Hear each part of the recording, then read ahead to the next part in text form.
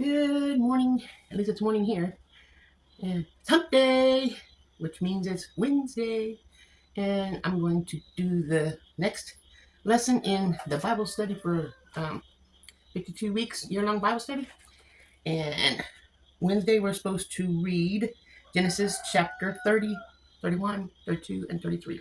So open your Bibles, find Genesis chapter 30, and follow along or read it yourself, however you want to do it. And I'm also going to read number 1 on the points to ponder for you to answer. And that is, what goals do you give up that you just, what goals did you give up that just seemed too far-fetched? And think about that while you are listening to the scriptures or writing, and then go ahead and answer that in the comments so I can get some questions done on your part, since no one's doing it. This is for you to learn through Christ what needs through God, through the Holy Bible, what He wants us to learn, and this means something to me. So I hope it means something to somebody out there who wants to be closer to Christ and to be a follower of Christ and change your life for the better. Because nobody's perfect. I know I'm not. So let's open up our Bibles to Genesis chapter 30, and let's see what happens. I hope I can read. My eyes are kind of funny today. Maybe I should wear my glasses, but then I can't see at all because I need glasses for far distance, and this is up close. Okay. Chapter 30. When Rachel saw that she was not bearing Jacob any children, she became jealous of her sister. So she said to Jacob, "Give me children or I'll die."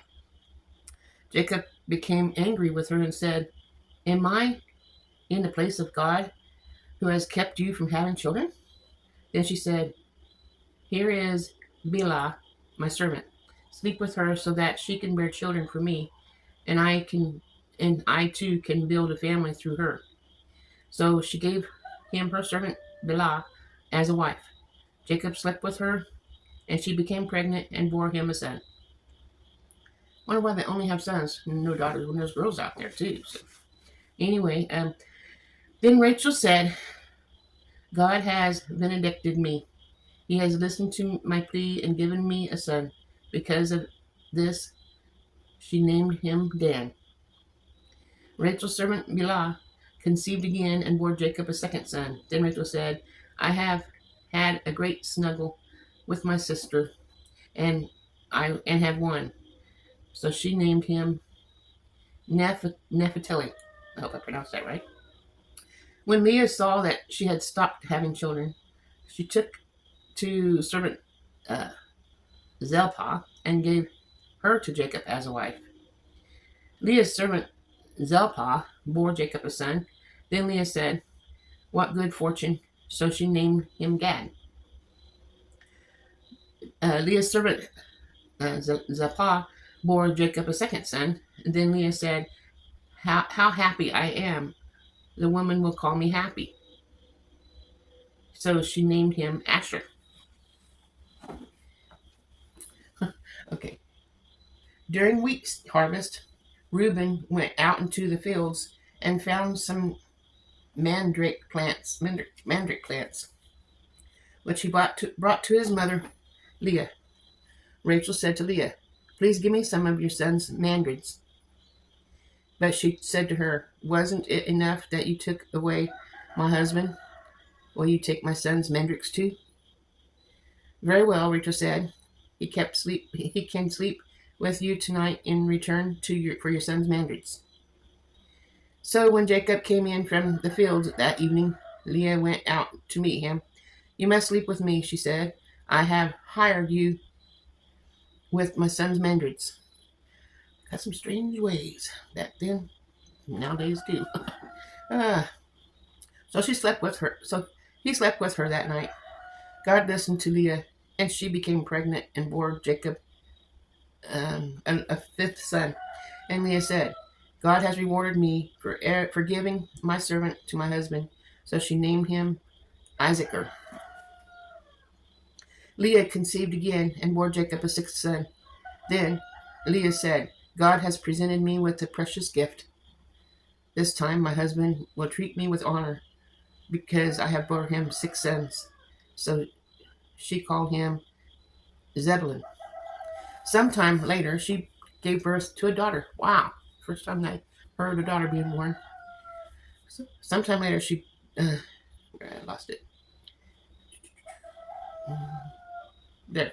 Sometime later, she gave birth to a daughter and named her Dinah. Then God remembered Rachel. He listened to her and enabled her to conceive. She became pregnant and gave birth to a son and said, God has taken away my disgrace. She named him Joseph and said, May the Lord add to me another son. Jacob's flocks increase. After Rachel gave birth to Joseph, Jacob said to Laban, Send me on my way so I can go back to my own homeland.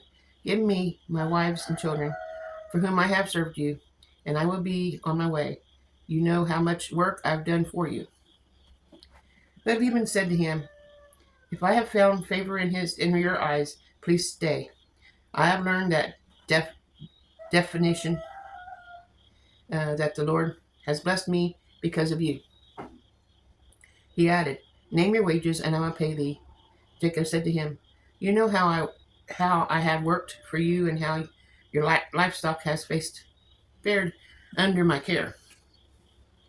The little you had before I came has increased greatly, and the Lord has blessed you wherever I have been. But now, when may I do something for my own household? What shall I give you? He asked. Don't give me anything, Jacob replied. But if you will do this one thing for me, I will go tending your flocks and watching over them. Let me go through all your flocks today and remove from them every speckled or spotted sheep, every dark-colored lamb, and every spotted or speckled goat. They will be my wages, and my honesty will testify for me in the future. Whenever you check on your wages, you have paid me. Any goat and any possession that has not speckled or spotted, any lamb that has not dark colored, will be considered stolen. Agreed, said Laban. Let me be as you have said. The same day he removed all the male goats that were speckled or spotted, and all the speckled and spotted female goats, all that had white on them, and all the dark-colored lambs, and he placed them in the care of his sons. Then he put a 3-day journey between himself and Jacob, while Jacob continued to tend the rest of Laban's flocks. Jacob, however, took fresh-cut branches from poplar, almond, and plane trees, and made white strips on them by peeling the bark and exposing the white inner wood on the branches. Then he placed the peeled branches on all the watering troughs, so that they would be directly in front of the flocks where they can come to drink. When the flocks were in heat and came to drink, they made it in front of the branches, and they bore young that were streaked or speckled or spotted. Jacob set aside the young of the flock by themselves, but made the rest face the streaked and dark-colored animals that belonged to Laban. Thus he made separate flocks for himself, and did not put them with the Laban's animals. Whenever the strong females were in heat, Jacob would place the branches in the troughs in front of the animals, so they would mate near the branches. But if the animals were weak, he would not place them there. So the weak animals went to Laban, and the strong ones to Jacob. In this way the man grew exceedingly prosperous and came to own large flocks and female and male servants and camels and donkeys. Chapter 31. Jacob flees from Laban. Jacob heard that Laban's son was saying, and Jacob was taking everything that our father owned, and he gained all the wealth that from what belonged to his father. And Jacob noticed that Laban's attitude toward him was not what it has been. Then the Lord said to Jacob, Go back to the land of your fathers and to your relatives, and I will be with you. So Jacob sent word to Rachel and Leah to come out to the fields where the flocks were. He said to them, I see that your father's attitude towards me is not what it was before, but the God of my father has been with me. You know what I've worked for your father with all my strength, yet your father has cheated me from changing my wages 10 times. However, God has not allowed me to harm him. If he said that the speckled ones will be your wages, then all the flocks gave gave birth to speckled young. But if he said the streaked ones would be your wages, then all the flocks bore streaked young. So God has taken away your father's livestock and has given them to me. In breeding season, I once had a dream in which I looked up and saw that the male goats mating with the flock were streaked, speckled, and spotted. The angel of God said to me in a dream, Jacob. I answered, Here I am. And he said, Look up and see that all the male goats mating with the flock are streaked, speckled, or spotted. For I have seen all the Laban has been doing to you. I am the God of Bethel, where you anointed a pillar and where you made a vow to me. Now leave this land, and once you go back to the native land. Then Rachel and Leah replied, Do you still have any share in inheritance in your father's estate? Does he not regard us as foreigners? Not only has he sold us, but he has used up what was paid from us. Surely all the wealth that God took away from your father belongs to us and our children. So do whatever God has told you. Then Jacob put his children and his wives on camels and drove all the livestock ahead of him, along with all the goods he had accumulated in Paddan Aram, to go to his father Isaac in the land of Canaan. When Laban had gone to shear his sheep, Rachel stole her husband's household gods. Moreover, Jacob deceived Laban and Aram by not telling him he was running away. So he fled with all he had, crossed the Euphrates River, and headed from the hill country of Gilead. Laban pursues Jacob. On the third day, Laban was told that Jacob had fled. Taking his relatives with him, he pursued Jacob for 7 days and caught up with him in the hill country in Gilead. Then God came to Laban and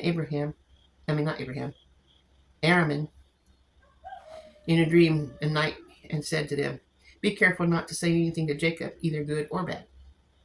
Jacob had pitched his tent in the hill in Gilead when Laban overtook him, and Laban and his relatives camped there too. Then Laban said to Jacob, What have you done?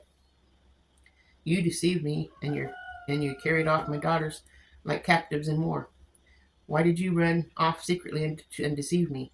Why didn't you tell me, so I could send you away with joy and singing in the music of timbrels and harps?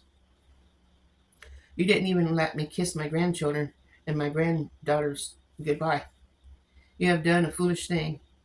I have the power to harm you, but last night the God of our father said to me, Be careful not to say anything to Jacob, either good or bad.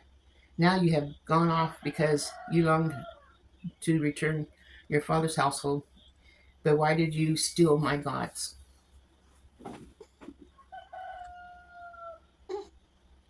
My alarm went off. Jacob was angry and took Laban to task. What is my crime? Asked Laban.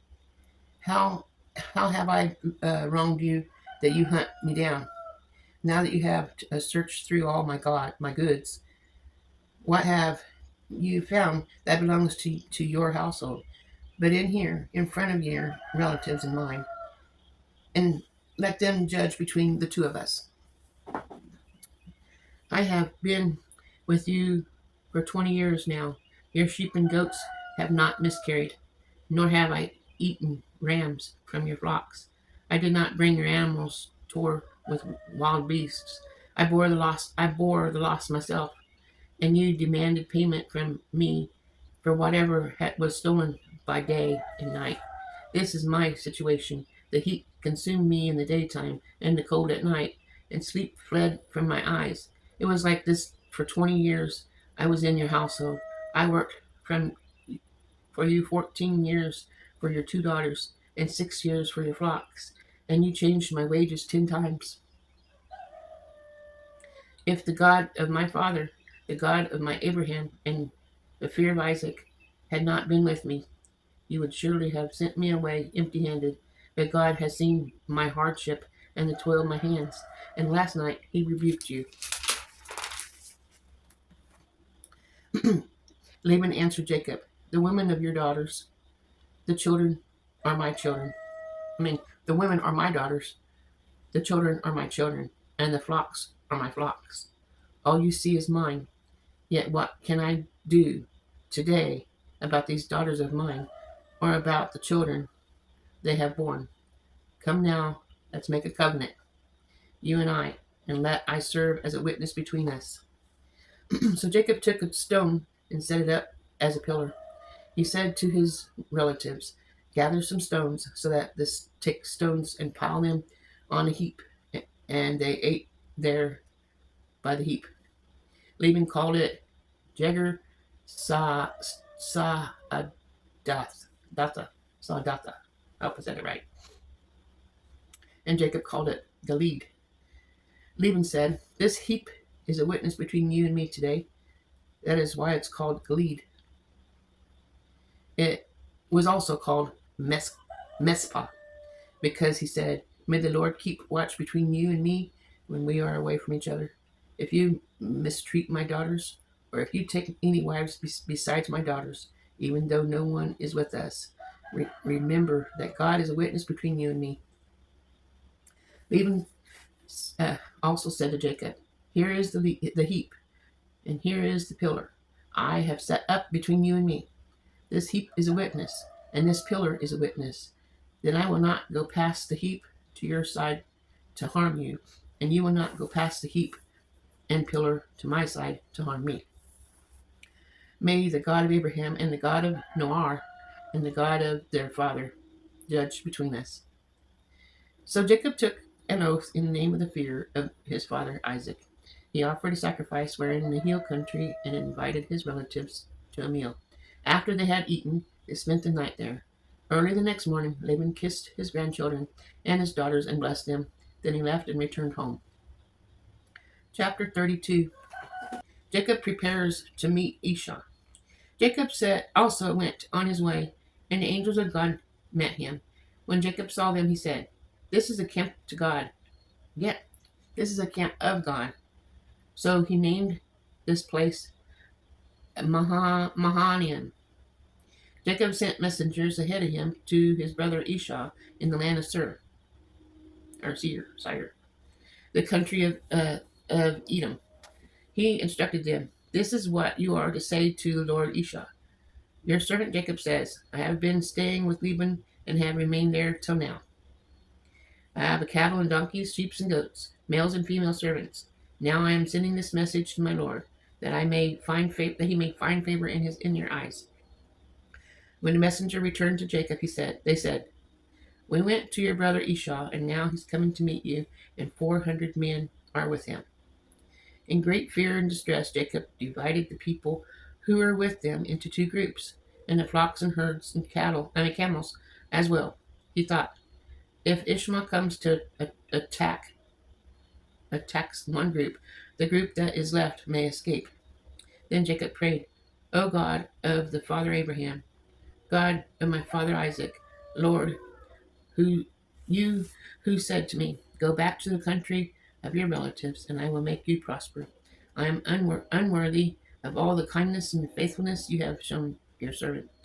I had only my staff when I crossed this Jordan, and now I have become 2 camps. Save me, I pray, from the hand of the brother Esau, for I am afraid he will come and attack me, and also the mothers of their children. But you have said, I will surely make you prosper, and will make your descendants like the sand of the sea, which cannot be counted. He sent and might there. He sent the night. He spent the night there, and from what he had with him, he selected a gift for his brother Esau: 200 female goats and 20 male goats, 200 ewes and 20 rams, 30 female camels with their young, 40 cows and 10 bulls, and 20 female donkeys and 10 male donkeys. He put them in the care of his servants, each herd by itself, and said to his servants, Go ahead of me and keep some space between the herds." He instructed the one in the lead. My brother Esau meets you and asks, who do you belong to, and where are you going, and who owns all these animals in front of you? Then you are to say, they belong to your servant Jacob. They are a gift sent to my lord Esau, and he is coming behind us. He also instructed the third of all the others who followed their herds. You are to say something to Esau when you meet him, and be sure to say, your servant Jacob is coming behind us, for he thought, I will pacify him with these gifts I am sending on ahead. Later, when I see him, perhaps I will. So Jacob's gifts went on ahead of him, but he himself spent the night in the camp. Jacob wrestles with God. That night Jacob got up and took his 2 wives, his 2 female servants, and his 11 sons, and crossed the land of Jabbok. After he had sent them across the stream, he sent over all his possessions. So Jacob was left alone, and the man wrestled with him till daybreak. When the man saw that he could not overpower him, he touched he he touched the socket of Jacob's hip, so that his hip was wrenched, and he wrestled with the man. Then the man said, Let me go, for it is daybreak. But Jacob replied, I will not let you go unless you bless me. The man asked him, What is your name? Jacob, he answered. Then the man said, Your name will no longer be Jacob, but Israel, because you have struggled with God with humans and have overcome. Jacob said, Please tell me your name. But he replied, Why do you ask my name? Then he blessed him there. So Jacob called the place Peniel. He said, It is because I saw God face to face, and yet my life was spared. The sun rose above him, and he passed Peniel, and he was limping because of his hip. Therefore, to this day, the Israelites do not eat the tender uh, attached to the socket of the hip, the tendon attached to the socket of the hip, because the socket of Jacob's hip was touched near the tendon. Chapter 33, the last chapter for today. Jacob meets Esau. Jacob looked up, and there was Esau coming from the 400 men. So he divided the children among them, Rachel and the 2 female servants. He put the female servants and their children in front, Leah and her children next, and Rachel and Joseph in the rear. He himself went on ahead and bowed down to the ground 7 times as they approached his brother. But Esau ran to meet Jacob and embraced him. He threw his arms around his neck and kissed him, and they wept. Then Esau looked up and saw the women and children. Who are these with you? He asked. And Jacob answered, "They are the children of God by gracious giving your servant." Then the female servants and the children approached and bowed down. Next, Leah and her children came and bowed down. Last of all came Joseph and Rachel, and they too bowed down.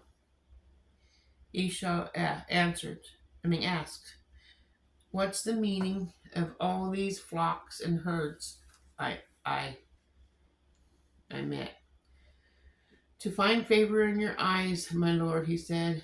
But Esau said, "I already have plenty, my brother. Keep what you have for yourself." "No, please," said Jacob. "If I have found favor in your eyes, accept the gifts from me. For to see your face is like seeing the face of God. Now, thank you for receiving me favorably. Please accept this present that is brought to you. For God is being gracious to me, and I have all I need." And because Jacob insisted, Esau accepted it. Then Esau said, "Let us be on our way. I'll accompany you." But Jacob said to him, "My Lord knows that the children are tender, and that I must care for the ewes and cows and without our nursing their young. If they are driven hard this one day, all the animals will die. So let my Lord go on ahead of his servant while I move along slowly at the pace of the flocks and herds before me, and my pace and the children will I come to my Lord and in shear." Esau said, "Then let me leave some of my men with you." "But why do that?" Jacob asked. "Just let me find favor in your eyes of my Lord." So that day Esau started on his way back to Seir. Jacob, however, went to Succoth,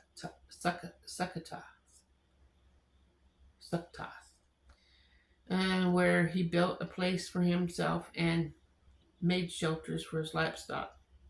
This is the way to place. This is why this place is called Succoth.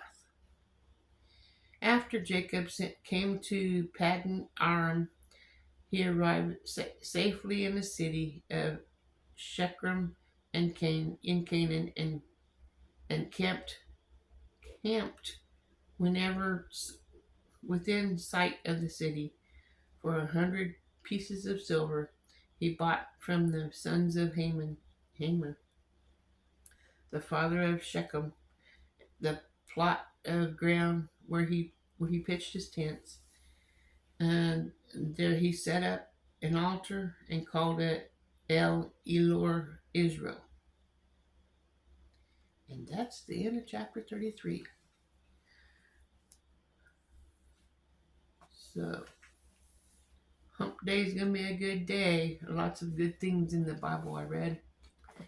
And I just wanted to thank you for being here and listening. And hopefully you're answering the questions that needs to be answered at the end of the lesson. We'll be going over on Sunday. And it's going to be here before we know it. That's why I gave you the first question today, so that way tomorrow I'll add the next one and you can be working ahead and be ready. Because I think this is a fun way to read the Bible and to learn as we go about our own lives. No one's answers are going to be the same. We'll just be witnessing what's going on in our lives and changing for the better. And I love that. So I hope you will come back tomorrow, bring a friend, share this with your friends on your social media platforms. And excuse me. And let's continue on. Remember, God loves you, and so do I. So see you tomorrow. Have a wonderful day.